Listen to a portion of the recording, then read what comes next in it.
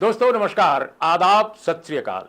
उर्मिलेश संवाद के इस खास एपिसोड में आपका स्वागत है। दोस्तों, महाराष्ट्र देश का एक बहुत बड़ा प्रदेश, 48 सीटों वाला प्रदेश, बहुत सारे उम्मीदवार हैं। लेकिन दोस्तों, इन उम्मीदवारों में 4 उम्मीदवार बड़े खास हैं।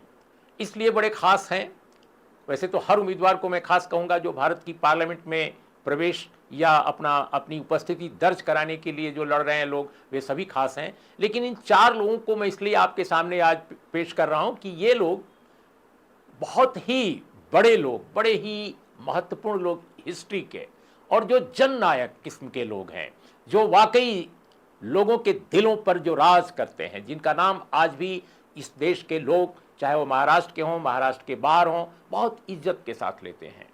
और ये सभी प्रो पीपुल लोग रहे हैं, बेहद आम जनता, आम समाज, अपने देश के लिए बेहद महत्वपूर्ण लोग रहे हैं। इनके वंशज हैं। और वे कौन कौन हैं दोस्तों? ये हैं शिवाजी महाराज के वंशज। ये हैं कौन? डॉक्टर बी आर अम्बेडकर के वंशज। ये हैं कौन? शाहू जी महाराज के वंशज। अब आपको मैं शुरुआत करता हूं शाहू जी महाराज के वंशज से। शाहू जी महाराज को तो आप सब जानते हैं, अगर नहीं जानते हैं तो मैं संक्षेप में आपको बता दूं। इस देश में एफर्मेटिव एक्शन अगर सबसे पहले कहीं इंट्रोड्यूस हुआ तो वो कोल्हापुर था। और कोल्हापुर के जो महाराज थे, शाहू महाराज, छत्रपति शाहू महाराज, उन्होंने 1902 में आरक्षण की शुरुआत की थी। और आरक्षण भी कितना? 50% आरक्षण उन्होंने दिया था 1902 में। आप सोच सकते हैं, 50% रिजर्वेशन दिया था उत्पीड़ित समाजों को, वंचित समाजों को, जो पिछड़े समाज थे उनके लोगों को सरकारी नौकरियों में। और वो 1902 का जो आरक्षण है वो भारत के इतिहास का सबसे पहला एफर्मेटिव एक्शन है, यानी सबसे पहली सकारात्मक कार्रवाई है। तो इतने जबरदस्त सामाजिक न्यायवादी शासक छत्रपति शाहू जी महाराज, उनके वंशज चुनाव लड़ रहे हैं भारत की लोकसभा में अपनी उपस्थिति दर्ज कराने के लिए।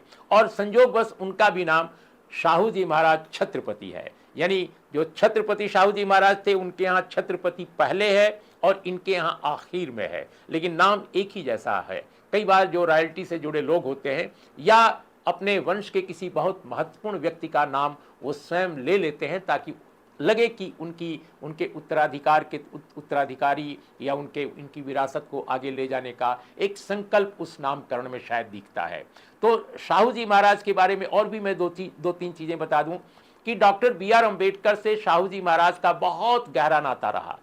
दोस्तों, जो मूक नायक नाम की पत्रिका का आरंभ किया था डॉक्टर बी आर अम्बेडकर ने, वो 1921 में, और वो जनवरी महीने में वो 2500 रुपये जो है दिए थे शाहू जी महाराज ने उनको शुरुआत करने के लिए। और 1906 में शाहू जी महाराज ने तमाम छात्रवृत्तियों को की शुरुआत उन्होंने की, और बहुत सारे प्रतिभाशाली छात्रों को जो वंचित वर्ग के थे उनको पढ़ने का मौका दिया। तो उस वंश के जो एक व्यक्ति जो उस विरासत को आगे ले जाने की बात सोचते हैं स्वतंत्र भारत में, वो शाहू जी महाराज छत्रपति वो चुनाव लड़ रहे हैं। वो पहली बार राजनीति में दाखिल हुए हैं, इसके पहले कभी उन्होंने चुनाव नहीं लड़ा, और वो कोल्हापुर से चुनाव लड़ रहे हैं। इनको लेकर भी बहुत सारे इनको भी चुनौती देने में बीजेपी और जो एकनाथ शिंदे की शिवसेना है वो आगे आई है। लेकिन कांग्रेस पार्टी के वो उम्मीदवार हैं, यानी इंडिया अलायंस के, उनको एनसीपी का जो शरद पवार खेमा है, इसके अलावा उद्धव ठाकरे की जो शिवसेना है, ये तीनों का पूरा भरपूर समर्थन है। मंगलवार को जब उन्होंने नामांकन किया वहां पर, तो ये सारे के सारे नेता इन पार्टियों के वहां मौजूद थे शाहू जी महाराज छत्रपति के नामांकन में। और एक बड़ी दिलचस्प बात यह हुई कि प्रकाश आंबेडकर की जो पार्टी है वंचित अघाड़ी, वो पूरे महाराष्ट्र में तो समर्थन इंडिया ब्लॉक के अलायंस के उम्मीदवारों को नहीं दे रही है, लेकिन कोल्हापुर में वो महाराज का समर्थन करने के लिए वो भी सामने आए। और इसके अलावा दूसरी और जो पॉलिटिकल पार्टीज कुछ हैं आसपास इस इलाके में काम करने वाली, उन्होंने भी उनका साथ दिया है। तो इस तरह से काफी जबरदस्त समर्थन उनको मिलता नजर आ रहा है। लेकिन उनका जो मुकाबला है वो बीजेपी और शिवसेना, एकनाथ शिंदे के जो ज्वाइंट उम्मीदवार हैं, उनके समर्थित उम्मीदवार हैं अजित पवार की पार्टी के, वो हैं मिस्टर संजय मांडलिक। और संजय मांडलिक जो है वो दूसरी बार चुनाव लड़ेंगे। इनके पिताजी भी उस इलाके में कई बार एमपी रह चुके हैं, संभवतः 3 बार एमपी रह चुके हैं। तो ये मुकाबला बहुत कड़ा है और बड़ा दिलचस्प है। लेकिन जो आमतौर पे जो विपक्षी अलायंस है वो इस बात को लेकर बहुत विश्वस्त नजर आ रहा है कि शाहू जी महाराज छत्रपति अपनी विरासत और अपने अच्छे काम, स्वयं अपने अच्छे व्यक्तित्व और इस अलायंस के बल पर चुनाव आसानी से जीत पाएंगे। तो देखना होगा कि कोल्हापुर की लड़ाई कैसी होती है। लेकिन जो सातारा की लड़ाई है, सातारा में आप जानते हैं कि शिवाजी महाराज के वंशज उदयन राजे भोसले चुनाव लड़ रहे हैं भारतीय जनता पार्टी की तरफ से। बड़ी दिलचस्प बात है कि 2019 का चुनाव इन्होंने एनसीपी से लड़ा था और चुनाव जीत गए थे। जीतने के बाद इनको पता नहीं क्या इल्हाम हुआ, उन्होंने अचानक पार्टी बदल दी और भारतीय जनता पार्टी के साथ चले गए।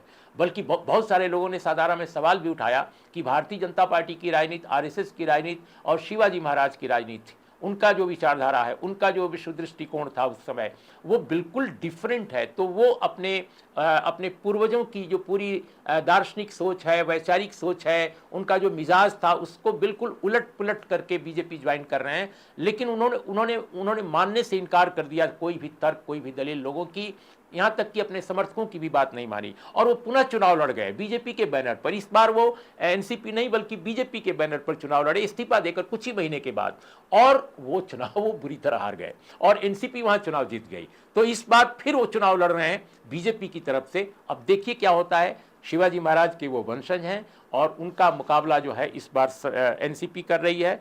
शशिकांत शिंदे उनके खिलाफ खड़े हैं। शशिकांत शिंदे पहली बार लोकसभा का चुनाव लड़ रहे हैं, लेकिन उनको सभी पॉलिटिकल पार्टीज का समर्थन मिल रहा है, कांग्रेस, एनसीपी, शरद पवार और इसके अलावा उद्धव ठाकरे की शिवसेना। तो ये भी दिलचस्प एक चुनाव है जहां महान लोगों के वंशज चुनाव लड़ रहे हैं, उसमें एक सातारा भी शामिल है। महाराष्ट्र का तीसरा जो है अकोला में स्वयं प्रकाश अंबेडकर चुनाव लड़ रहे हैं और प्रकाश अंबेडकर अकोला में पहले भी चुनाव लड़ चुके हैं, 2 बार एमपी भी हो रहे हैं। लेकिन इस बार जो महाविकास अघाड़ी है उसके साथ इनकी बात नहीं पटी, यानी इंडिया अलायंस में ये नहीं आए। और कुछ ही ऐसे क्षेत्र हैं महाराष्ट्र में, नागपुर जैसे, कोल्हापुर जैसे, जहां पर ये अपने उम्मीदवार इन्होंने नहीं दिया है। बाकी हर जगह ये चुनाव में अपने उम्मीदवार दे रहे हैं। यहां तक कि पुणे जैसे निर्वाचन क्षेत्र में भी उन्होंने अपना उम्मीदवार खड़ा कर दिया है। तो इस तरह से वो हर जगह दे रहे हैं, लेकिन अपने यहाँ वो काफी मुसीबत में है, काफी मुश्किल में है, क्योंकि कांग्रेस ने भी उम्मीदवार दे दिया है। और अब देखना यह है कि प्रकाश आंबेडकर क्या करते हैं। अगर उनको चुनाव जीतना है तो निश्चित रूप से कांग्रेस से उनको मेल मिलाप करना पड़ेगा, एनसीपी से करना पड़ेगा। एनसीपी का मतलब शरद पवार का कैंप, और इसके अलावा उद्धव ठाकरे का भी उनको समर्थन लेना पड़ेगा। क्या इस बीच में उनका हृदय परिवर्तन होगा, ऐसा नहीं कहा जा सकता। और इसको बिल्कुल इससे साफ इनकार भी नहीं किया जा सकता। वो काफी अलग ढंग से सोचते हैं। कैसे सोचते हैं इसको शायद ही कोई समझ पाए। उनके बड़े करीबी लोग भी नहीं जान पाते कि उनकी सोच क्या है और कैसे वो सोचते हैं। लेकिन प्रकाश आंबेडकर पौत्र हैं बाबा साहब के, और इस नाते वो भी एक महान व्यक्ति के वंशज हैं, वो भी चुनाव मैदान में हैं। बड़ी दिलचस्प बात यह है कि जो चौथे वंशज हैं महान व्यक्तियों के, उनमें प्रकाश आंबेडकर के भाई भी हैं, और वो आनंदराज अंबेडकर हैं। और आनंदराज अंबेडकर अमरावती से चुनाव लड़ रहे हैं, और ये भी बाबा साहब भीमराव अंबेडकर के पौत्र हैं। और ये लेकिन वंचित अघाड़ी से चुनाव नहीं लड़ रहे हैं, जो उनके भाई की है, उनके बड़े भाई की, यानी प्रकाश अंबेडकर की पार्टी। ये लड़ रहे हैं रिपब्लिकन सेना के बैनर तले, यानी भाई भाई ही अलग अलग खेमे में हैं। अब आप सोचिए, महान अंबेडकर की जो परंपरा और विरासत के अपने आप को वारिस कहने वाले लोग हैं, वे मूल्यों के स्तर पर, वैचारिकी के स्तर पर भी एकजुट नहीं हो पा रहे हैं। ये कितनी अजीब विडंबना है। तो दोस्तों, आनंदराज अंबेडकर जो लड़ रहे हैं अमरावती से, और वहां पर नवनीत राणा भारतीय जनता पार्टी की हैं, जो पिछली बार निर्दलित थी, एनसीपी सपोर्टेड थी, इस बार वो भाजपा की बन गई हैं, और वो पूर्व अभिनेत्री हैं, काफ़ी चर्चित हैं। कई बार वो बीच बीच में तमाम तरह के विवादों में भी रही हैं, कभी हनुमान चालीसा पढ़ने का आह्वान करके, कभी किसी बात को लेकर। और इस तरह से वहां पर कांग्रेस के बलवंत वानखेड़े चुनाव लड़ रहे हैं आनंदराज अंबेडकर के विरुद्ध। तो देखना होगा कि ये 4 जो महान विभूतियों के 4 जो वंशज हैं, यानी 3 महान विभूतियों के 4 वंशज यूं कहा जा सकता है, इनके चुनाव नतीजे क्या होते हैं। लेकिन दिलचस्प यह है कि महाराष्ट्र के चुनावी समर में इन चारों लोगों का उतरना अपने आप में बहुत ही दिलचस्प है। लोग काफ़ी इस मुकाबले को बेसब्री के साथ देख रहे हैं, कि इंतजार कर रहे हैं कि इनका क्या होता है। तो दोस्तों, ये आपको कैसी रिपोर्ट लगी ज़रूर हमें बताइएगा, और हमारा चैनल जो नया चैनल है ज़रूर देखिए और इसको सब्सक्राइब कीजिए और अपने लोगों के साथ, अपने दोस्तों के साथ शेयर कीजिए। इतना ही। नमस्कार, आदाब, सत श्री अकाल।